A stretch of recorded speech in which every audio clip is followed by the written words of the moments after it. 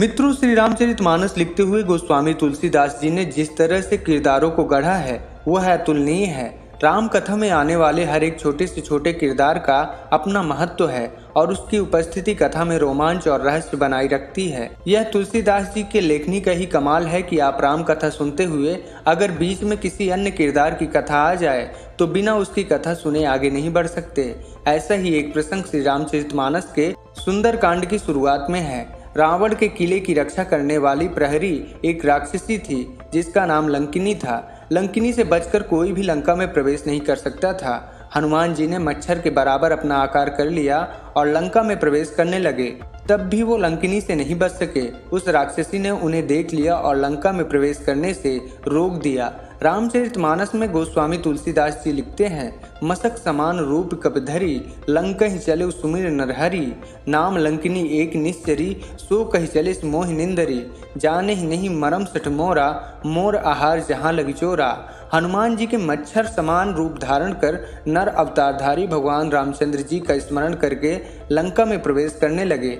लंका के द्वार पर लंकिनी नाम की एक राक्षसी रहती थी जिसने हनुमान जी को रोक दिया। उस राक्षसी ने हनुमान जी को ललकार कर कहा, लंका में मुझसे बचकर कोई प्रवेश नहीं कर सकता और चोरों को तो मैं खा जाती हूँ। लंकिनी के इतना बढ़ चढ़कर अपना बखान करने पर हनुमान जी ने उसे एक मुक्का जड़ दिया। उस मुक्के के प्रहार से लंकिनी खून की उल्टी करते हुए गिर पड़ी। जब उसकी मूर्छा जागी तो वह कांपते हुए हनुमान जी को प्रणाम की और अपनी कथा और रहस्य बताने लगी। लंकिनी ने ब्रह्मा जी के द्वारा रावण को दिए वरदान का जिक्र किया और कहा, जब ब्रह्मा जी रावण को वरदान दे रहे थे तब मुझे राक्षसों के विनाश के समय शुरू होने की पहचान भी बताई थी। अब सवाल उठता है कि रावण को वरदान देते समय ब्रह्मा जी ने लंकिनी को ही ऐसा रहस्य क्यों बताया था। इसका जवाब एक पौराणिक कथा से प्राप्त होता है। लंका नगरी पहले भगवान शिव के तौर पर बनाई गई थी, इसलिए उसकी सुरक्षा के लिए 64 योगिनियों में से एक शक्ति के अंश को स्थापित किया गया था। यह योगिनी शक्ति ही लंका की रक्षिका थी और प्रहरी के तौर पर लंका के मुख्य द्वार पर समाहित थी। जब रावण ने लंका को कुबेर से छीन लिया तो व्याकुल योगिनी शक्ति ने ब्रह्मा जी से पूछा कि क्या मुझे अब भी लंका की सुरक्षा करनी होगी। तब ब्रह्मा जी ने कहा कि अब केवल कुछ ही समय के लिए तुम्हें लंका की प्रहरी करना पड़ेगा। तुम्हें इस कार्य से मुक्ति का आदेश स्वयं रुद्र ही देंगे।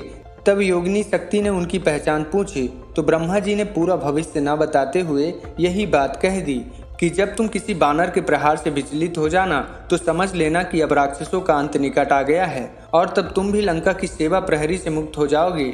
हनुमान जी ही रुद्रावतार हैं, इसलिए उनका प्रहार लंकिनी के उद्धार का कारण बना। इस कथा के अलावा एक किंवदंती भी काफी प्रचलित है। कहते हैं कि रावण की तपस्या को देखकर देवराज इंद्र को बड़ी समस्या होने लगी। जब ब्रह्मा जी प्रकट हुए और रावण को वरदान देने लगे तो देवराज इंद्र ने अपनी एक वाचाल अप्सरा को चुगली के लिए भेजा कि वह सुनकर आए कि ब्रह्मा जी रावण को क्या वरदान दे रहे हैं।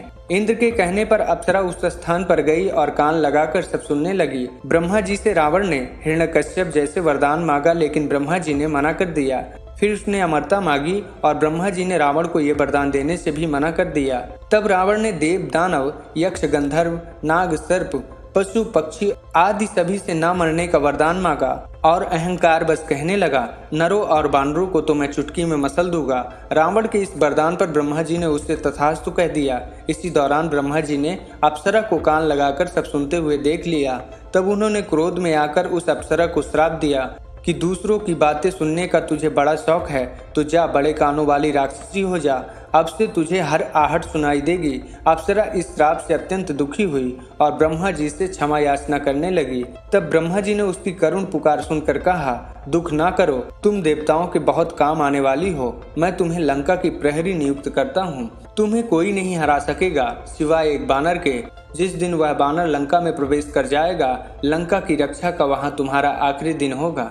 और वही अप्सरा लंकिनी बनकर लंका की रक्षा करती रही। जब लंका रावण के अधिकार में आ गई तब भी वह लंका की प्रहरी थी, लेकिन हनुमान जी के मुष्टि प्रहार से वह फिर स्वर्ग की अप्सरा बनकर स्वर्ग चली गई। तो मित्रों, ये थी रामचरितमानस के सुंदरकांड की एक प्रमुख पात्र लंकिनी की पौराणिक कथा।